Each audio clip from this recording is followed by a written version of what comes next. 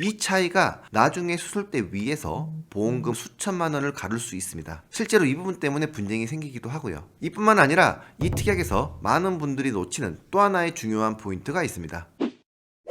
다빈치 로봇 암 수술 특약, 보험료도 저렴하고요. 로봇으로 암 수술을 하면 보험금이 나온다는 말 때문에 많이들 가입하셨을 겁니다. 그런데요, 그 말만 믿고 암 진단 후 로봇 수술을 받았는데 만약 보험금이 안 나오거나 적게 나온다면 어떨까요? 그 이유는 단순합니다. 다빈치 로봇 암 수술 특약의 약관상의 문제점 때문인데요. 오늘 영상에서는 다빈치 로봇 암 수술 특약을 준비를 할 때 반드시 확인해야 하는 가장 중요한 포인트 두 가지를 정확하게 짚어드릴 거고요. 영상 후반부에는 이러한 문제 없이 보장을 제대로 받는 가장 현실적인 방법까지 정리해서 안내해드리겠습니다. 로봇암 수술 특약을 가입하셨거나 암보험 가입을 고민 중이신 분들이라면 오늘 영상 꼭 끝까지 시청해 주시길 바랍니다. 그럼 보험우산 바로 출발하시죠. 본격적으로 이야기하기 전에 로봇 수술에 대한 오해부터 하나 짚고 가도록 하겠습니다. 많은 분들이 로봇 수술이면 로봇이 자동으로 알아서 수술하는 거 아니에요? 이렇게 생각하시는데요. 사실 그렇지 않습니다. 로봇 수술은 의사가 콘솔, 그러니까 게임기처럼 생긴 조작기를 통해서 환자 몸 안에 들어간 로봇 팔을 원격으로 조종해서 수술하는 방식입니다. 로봇 팔은 의사의 손목과 손가락 움직임을 그대로 구현하면서 사람 손보다 훨씬 더 작고 정밀한 움직임이 가능하고요. 3D 영상으로 수술 부위를 최대 10배까지 확대해서 볼 수 있기 때문에 굉장히 섬세한 수술이 가능합니다. 그래서 출혈과 통증이 적고요.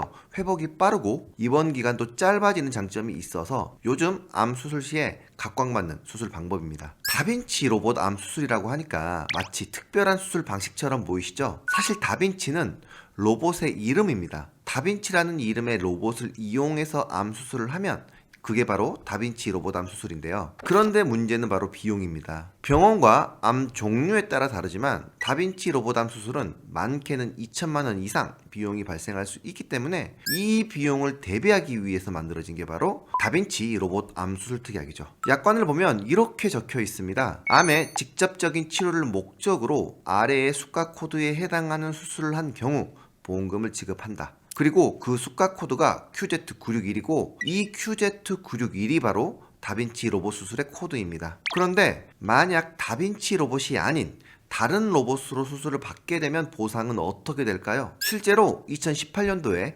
다빈치 로봇의 핵심 특허가 만료되면서 다양한 로봇 수술 장비들이 등장하기 시작했고요. 2024년도에는 국내 기술로 만든 레보아이 로봇 수술도 상용화가 되면서 이제 보편화가 되고 있습니다. 이 레보아이 로봇 수술의 수가 코드는 QZ962인데요. 다빈치는 QZ961 이렇게 끝자리가 다르다고 보시면 됩니다. 그런데 로봇 종류가 계속 늘어날 때마다 이렇게 수가 코드를 따로 만들 수가 없기 때문에 2024년도 말에 로봇 보조 수술을 QZ966으로 통합했습니다. 그럼 만약에 다빈치 로봇으로 수술을 했지만 QZ966 코드가 나오면 보험금을 받을 수 있을까요? 레보아이나 그 이외에 다른 로봇으로 수술을 해서 QZ966 코드가 나오면 이건 또 보험금을 받을 수 있을까요? 정답은 회사마다 다르다입니다. 한 회사의 약관을 보면 이렇게 되어 있어요. 1항의 수술 코드를 받지 않았음에도 불구하고, 그러니까 다빈치 로봇 수술 코드인 QZ961을 받지 않았음에도 불구하고 수술 기록지상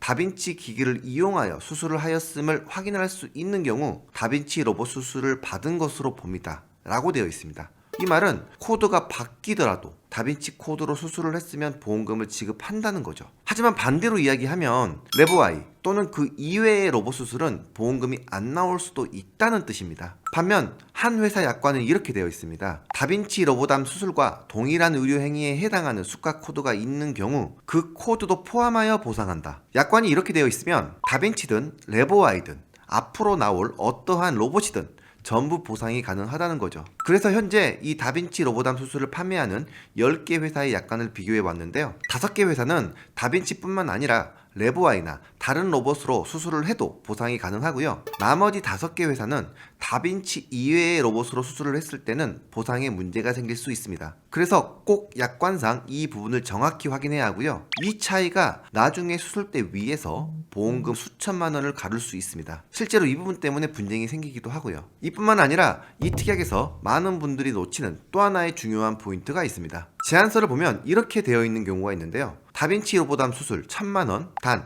갑상선암, 전립선암 제외. 그리고 갑상선암과 전립선암은 250만 원. 그런데 여기서 중요한 질문, 갑상선암이나 전립선암이라고 해서 로봇 수술 비용이 저렴할까요? 아닙니다. 갑상선암 로봇 수술도 1,000만 원 내외의 비용이 발생할 수 있습니다. 게다가 갑상선암은 남녀 전체 암 발병률 1위에 해당하는 암종이고요. 즉 가장 많이 발생하는 암에서 정말 비싼 수술을 했는데 보험금이 전혀 안 나오거나 나와도 250만 원 정도밖에 안 나올 수 있다는 겁니다. 그럼 이제 마지막 질문이 하나 남죠. 로봇 종류 상관없이, 암 종류 상관없이 보장을 제대로 받으려면 어떻게 준비를 해야 할까요? 정답은 비급여 암 주요 치료비입니다. 비급여 암 주요 치료비는 암 진단 후 비급여나 급여 중 전액 본인 부담으로 진행되는 암 수술, 항암 약물 치료, 항암 방사선 치료를 받으면 치료 방법이나 치료 종류, 로봇 종류, 수가 코드 상관없이 보험금을 지급하는 특약입니다.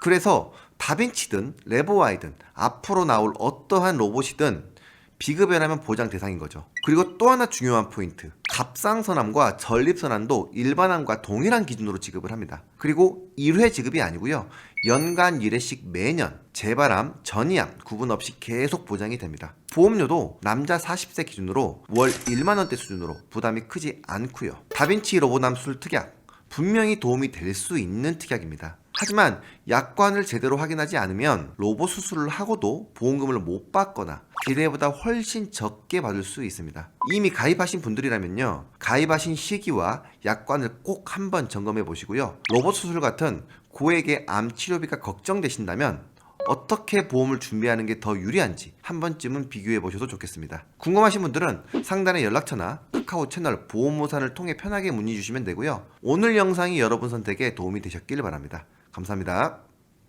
본 광고는 손해보험 광고 심의 기준을 준수하였으며 유효기간은 심의일로부터 1년입니다.